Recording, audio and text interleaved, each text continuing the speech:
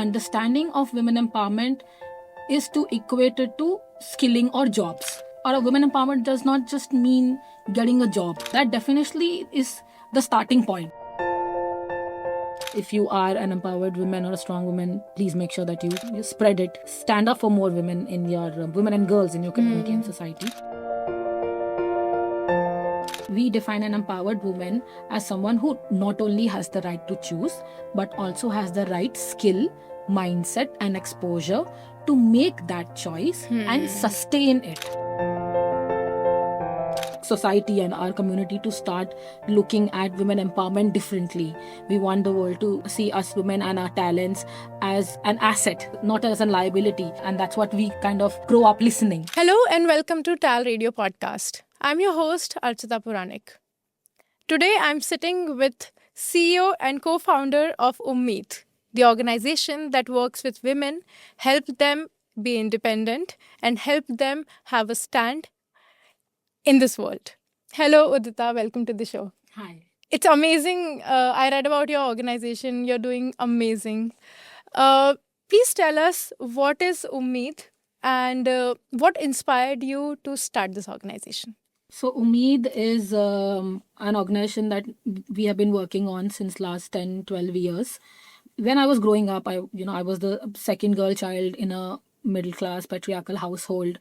So you can't miss those so many countless subtle, not so subtle instances of physical, emotional, financial, abuse around you. And that's what I also witnessed in the community and the family and the, culture around me. And I just could not understand it then. I was a very opinionated, loud, ambitious girl, and I just could not understand it then. And I just can't even understand it now. And that's where we came together and started Ummeed. That's where this is coming from. It's been 10, 12 years now, and we are working in Telangana specifically for empowering women in career readiness and livelihood skills. That's amazing. I read about, and you work with women exclusively, is it? Yes. And how does it go about it? What is your motto? Tell us more about how the organization works and what happens in it. We are currently working in partnership with the education department Okay. of Telangana, and we have multiple programs that we are running with them. But the aim of all these programs is to work with young girls in government degree colleges across Telangana. And we work at 3 levels. Initially, when we started, we wanted to work on women empowerment. But after a decade of working into this space, we have realized that women don't exist in silos. We also have to develop an entire ecosystem of support for them. So now we have 3 programs that we run with in Telangana, and the 3 programs work at an individual, family, and institutional level. So we train individual women to develop career readiness skills and have their own sense of self-worth and empowerment from within. That is the first program at an individual level called First Leap.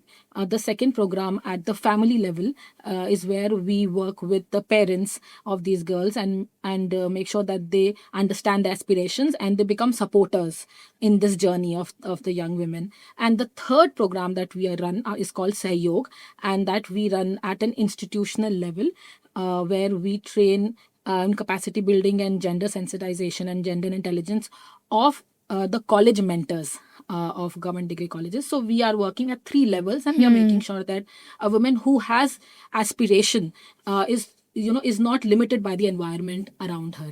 What is your experience with students that you talk to? What kind of response you get from them? Are they enthusiastic about it? Because it's a lot of them depend on their parents still, and a lot of their decisions come from the family. So how does that work? It takes a while for us to, I think, get through them. We do multiple orientations with the girl students. We tell them what we are planning to teach, what we are planning to achieve, what are the objectives of the training. But once the training starts, we can see the transformation in the small things. Students who were the quiet ones were not very were not talking a lot, would really start raising their hand, would start speaking up in the classroom. But I think the real transformation that we see is in one of our curriculum, the self-worth curriculum that we have, which really takes them to a journey of reflection and introspection. And I think that is by far the most loved part of our curriculum amongst the girls. And those who are able to complete the program with us, we see real sustainable change in them, in their thought process towards themselves. So it does take a while for us to make them understand what we are trying to achieve, but when the training starts, they are able to understand what we are trying to do with them, and then they get really excited about the program. That's amazing. I'm sure you would have had a lot of challenges also. You say that it's a 10-year Yes. organized, it's been a decade now. Please tell us, what are the challenges you faced, and how did you overcome them?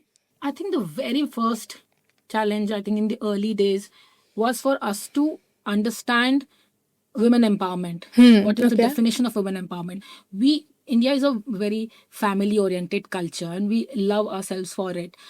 So we wanted to make sure that the definition of an empowered woman fits into this culture. We did not want to take a cookie cutter definition from other cultures, other countries, and apply in our context. So I think that developing that understanding of what an empowered woman would look in an Indian family system was our step one, and I think that was our Wow. biggest hurdle.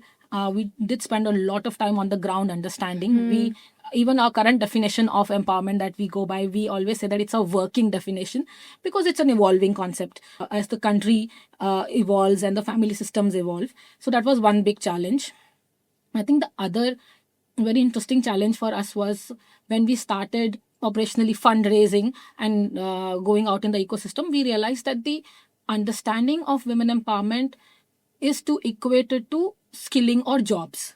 Right? An empowered woman or a women empowerment does not just mean getting a job. That definitely is the starting point. Getting a job definitely is the lowest hanging fruit, but that's not all that there is. She has to have agency on her own, in her own life. She needs to make decisions about her health, about her body, about her students, about her kids, about her family. So I think the work that we were trying to do, it was very difficult for us to explain to the development ecosystem that this is beyond just jobs or beyond skilling. And I think that was one major challenge that we had. But now we are able to overcome it, and we have partners who understand this, and they have been now supporting our cause and working with us for a while now. They have now come back to support us for multiple years. So we make sure that we stick to the people who understand this, and we co-create projects and work with our partners and supporters. And of course, I think another major operational challenge was to then build a team of like-minded people. It is very important for us to be very confident of the people we are placing in front of our program participants, what their mindset is, how they deal with problems in their life. So I think building a team who would then, stand behind me and my co-founder and the vision that Umeed is trying to follow and build. I think that was one big challenge that we had. But yeah, majorly these. That you're trying to find out the definition of people for them. Yes. And you're not making your own, and that's beautiful that you're not actually borrowing it from Western countries for the first thing. Yes. It's so true. I mean, in the rural India, there are still a lot of families and communities where their own feminism and their own empowerment definition is very different. Not every woman needs to go out and work, as you said, but they might just need their own say at home, and Yes. they're empowered. Yes. And they're happy, and that's what the goal is, right? To make them empowered and happy. Yes. Amazing. It makes me so happy to hear that. You work on 3 pillars, that is skill, mindset, and exposure. Tell us more about this process. Respect of a woman in the household should not be dependent on the amount of money she puts on the table, because there is so much more that she brings to the household. So the 3 pillars that we are talking about, and maybe I'll start from the definition of an empowered woman, and directly from our definition comes our 3 pillars. So for us, generally the definition of empowerment is have freedom to choose. have a right to choose and Yes. freedom of choice. For us, in our current context, we define an empowered woman as someone who not only has the right to choose, but also has the right skill, mindset, and exposure to make that choice and sustain it. So, directly from our definition comes our approach, and all our programs are built on this approach of making sure that we provide in our training skill, mindset, and exposure to the women that we are working with. And then we believe that they will be on a path of making their own decisions for themselves and for the benefit of their family, and then being able to sustain those decisions. For skill, we make sure that we give them a monetizable skill. For example, in our Firstly program, we are working on career readiness and job ready skills. For example, communication, digital literacy, conflict management, all those email etiquettes, all of those things that comes under skilling aspect. We also make sure that we train them on CV building, interview skills, so that they are also able to go on start their journey of professional ecosystem. The second pillar that is very very important and is the core of our program is the self worth pillar. That's the mindset aspect. We have a in-house curriculum for self worth, and the aim of that curriculum is for women to start respecting herself first. Then it will come from the family or the husband and the community. So developing or building a sense of self-worth, that is what we are focusing on. We have in that curriculum we have 4 or 5 stages that we take them through. The third aspect is exposure. We make sure that we expose them to the world around. So for example, for the Firstly program, because we are working on their professional integration and job readiness skills, we have partners with a lot of corporates that we make sure that we take them to a corporate visit, for field visit, just to expose them to the work environment and ecosystem. If we are working with in training a few women in tailoring, for example, so we make sure that we take them to a garment, textile, or something relevant, so that they understand and get exposed to the ecosystem or the work ecosystem around that skill. So these are the three things that we work on. In exposure, we also make sure that we get a lot of external speakers in our classrooms in front of our girls, especially women leaders. It is very important for our girls to be exposed to women leaders in their own spaces, in their own work ecosystem, because there really is a lack of role models when it comes to working women for the girls that we are working with. So we make sure that we also expose them to that aspect. So these are the three pillars, and all the program that we build are derived from this approach of skill, mindset, and exposure. That's amazing. So, please walk me through the process when a woman or a girl enters Umeed and you take her and you want to support her. What happens with her? How you support her? I mean, I understand that you give her skill, but how? You give her exposure, but how? How do you actually do that? If I have to really operationally answer that, um, because of our partnership with the education department, we are able to execute our program in government degree colleges across Telangana. So we go in a college, we talk to the third year students, we do an orientation for them, and then the registration process starts. And once we get enough registration to form one batch, our batch size is anywhere between 40 to 50 students. Then our training with those girls start, and because we are going in the training, our team is going in the college and training those girls in college. We schedule our training in accordance to the college academic calendar. For example, we work through sem 5 and then through semester 6 for the students, and our trainings are integrated in their everyday curriculum. And once the training is over, our engagement with them continues through exposure visits. We also have corporate partners come in our training locations to have mock interviews, mentorship sessions with our girls, and we also do that virtually. And then we close the loop by putting them in touch with the job placements and placement partners. So that's how we kind of close the loop on our girls for the First Leap training program. Great. And you have mentioned about the training programs a lot in the whole conversation. Please tell us what are the training programs you offer and how they help them in real life to actually convert it into something they want to. The firstly program is really focused on building agency in our girls. So while we give a lot of career readiness skills, we also give skills such as negotiations, conflict management, self-worth discussions and trainings.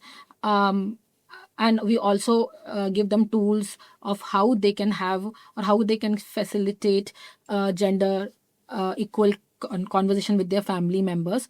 So apart from just the skill aspect, these other trainings and sessions that we provide them, these other tools that we give them, really help them stand for themselves in personal and professional spaces. And we have had amazing stories, from the ground, where the families now agree to support the girl more, or let her, instead of pushing her towards getting married, they are now supporting her for a couple of more years to okay, let her, okay, you know what, go ahead, pursue Finish your the career. Yeah, graduation. finish, or you want to do X, you Yeah. go ahead, do for 2 more years. And we understand that our girls, this is not a journey that can be done in a minute. This is a generational mindset change that we are talking about. If we are able to empower a girl now, she will make sure that her kids and her daughters are empowered, and she's working, so she'll make sure the next generation is working,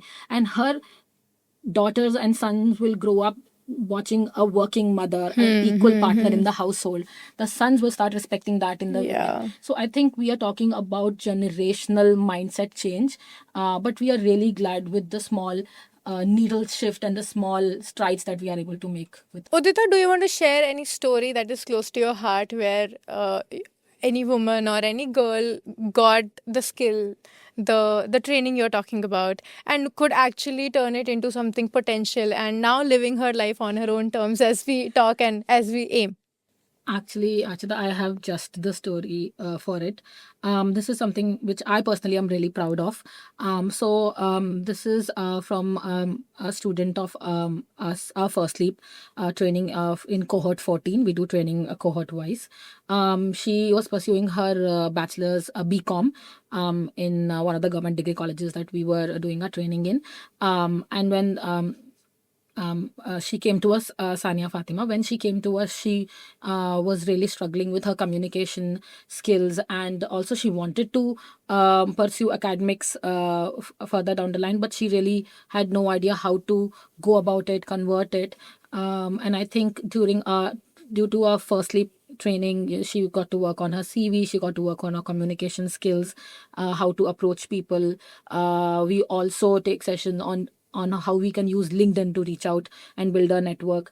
So this was something that I think she was expecting. What she was not expecting was what our self-worth curriculum were able to do for her. She had, in her own words, she said that I'm not just a woman, I'm now a strong woman. And Wow. I remember that so much from coming from a participant. She now, post our training, she went on to pursue her master's in business analytics from Kent University, Ohio, US. So she really, is one of the examples that are really, really close to my heart personally, of what she has been able to achieve. And she stayed on her path. She stood for herself, negotiated for herself, and this is where she's reached. Through all of that, we were able to support her.